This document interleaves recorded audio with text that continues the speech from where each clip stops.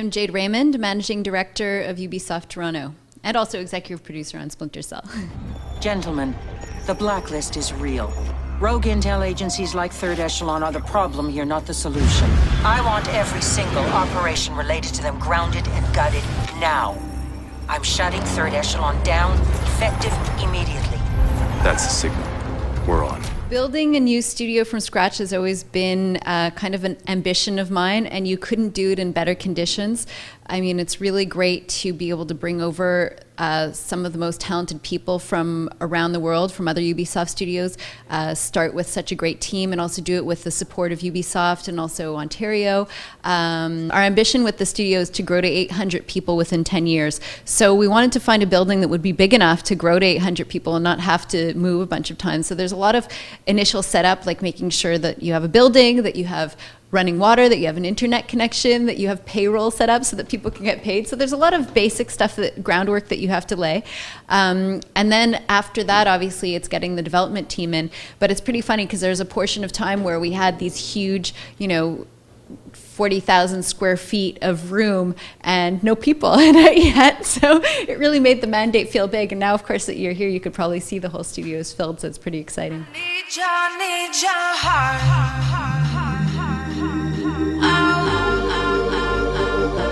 I need your heart.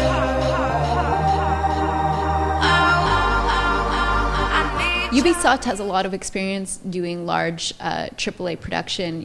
As you probably have heard, there are many studios collaborating on Assassin's Creed. And we have a strategy of co-productions and collaborations across studios on all of our major franchises. So it's really something that we've developed very good tools and processes for managing those collaborations and making sure that everyone is bringing their own unique thing to the table. So I'm not saying it's easy. It's always tough, in a fast-moving environment like video games where there's a lot of creativity and a lot of changes and you're constantly iterating to make sure the communication is good. But we do have quite a bit of experience at Ubisoft and how to do it effectively.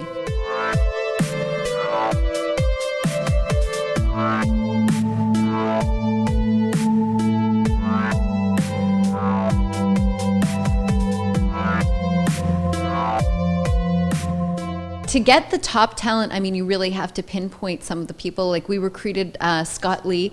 He is actually originally from Toronto, so it's interesting. He'd moved away to work on other games. He was the art director on Max Payne. He was the art director on Prototype, so he'd created new IPs.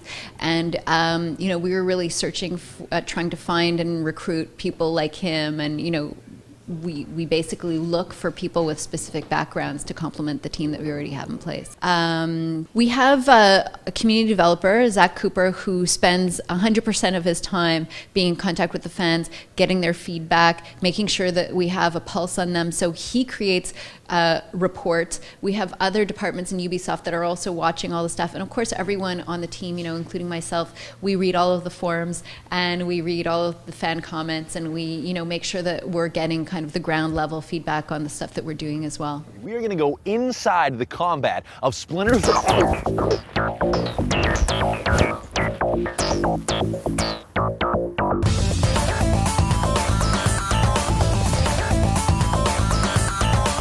So Toronto has a few really exciting things going for it. It's the largest city in Canada. It's also a huge base for film talent. So TIFF, the Toronto International Film Festival, is the second biggest film festival in the world after Cannes, and there's a huge base of acting talent and film talent, and of course there is a lot of crossover with video games in terms of that kind of talent. So of course our performance capture studio and stuff is taking advantage of that talent base. And then there are excellent schools here in Ontario. Waterloo is known to have the best programming students graduate, some of the best programming students in the world, and Sheridan is known worldwide for their animation program.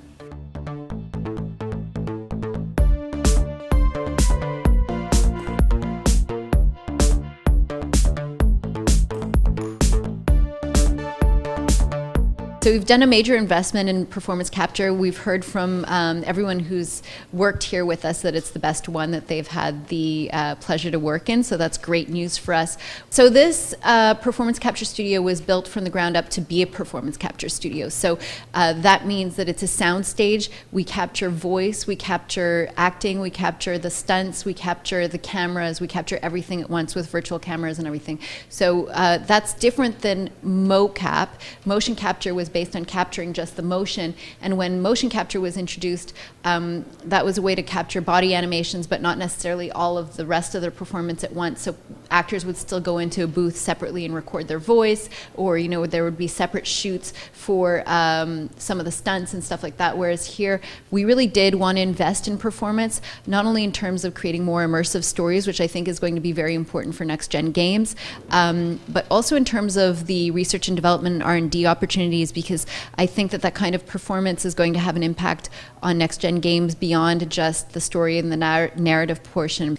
When you're working with a full cast of actors from the start, it really does impact the tension and the relationships between the actors and the subtleties and the facial expression, and making sure that all of those things are in sync and that you don't have retakes. I mean, it's interesting because if you record the performance in the order in which you see it in the game, by the end of the game, the actors have also developed a relationship, and so you can feel that subtlety in their relationship as well come through. And there are a lot of things that you get out of that you wouldn't get normally. So in a fight scene, for example, if you're capturing the voice at the same time, in addition to just having guys, react in a sound booth to, I'm getting punched, you get the physical, the breathing, because they've actually been doing the fight scene themselves. So a lot of subtlety as well in the sound and ambient and effects noises. We're already working with other projects in performance capture for their performance capture. So we are collaborating with projects being done in Montreal and being done in other studios to come use the studio here. But obviously we're also sharing best practices. So one of the things that we have is a collaboration with CERT, which is a research institute for screen-based technology, and we're doing some R&D in collaboration with them, and the stuff that we develop and new best practices that we're doing here, we're sharing with Montreal and with other teams to make sure that all the Ubisoft games are benefiting from that. Yeah, we're taking over the game.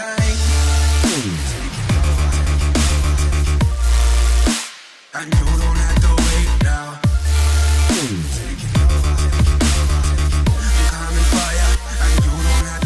The thing that I'm really excited about and proud of on Splinter Cell Blacklist is the fact that all of the modes are linked and connected seamlessly. This is the most ambitious Splinter Cell game that we've ever made. The scope of the Splinter Cell game is by far larger than anyone before. So we're bringing back Spies vs. Mercs, which is the most requested feature. We're bringing back co-op, which was the most popular feature of Conviction, but we're bringing it back with a larger scope and many new different modes, and as well as a story mode. On top of that, we're creating a much bigger world and more ways to play than ever before. So bringing back all of the old signature Splinter Cell things, the knife, the ability to ghost through, but also a lot of new features that haven't been seen before in the game that allow you to really customize Sam and develop your own personal play style and your own strategy. So more player options. And this hasn't really been done in any game yet before, where there's a single economy, there's a single hub, and whether you're playing a multiplayer mission or a co-op mission or a single player mission, it feels seamless to the player, and it feels like a single story and a single experience and a single, Sam that you're leveling up and playing. And I think that that's really exciting, to blur the lines between, okay, I no longer have to go into a menu and select that I'm playing multiplayer or I'm selecting this other thing. You're just playing the game, and if you feel like you see your friend playing multiplayer, you can jump in and do that, and it's all tied to the same story and the same economy. Graham, technical in the plaza. Looks like an armed escort to pull Jade out. Copy. Truck is targeted. On your go.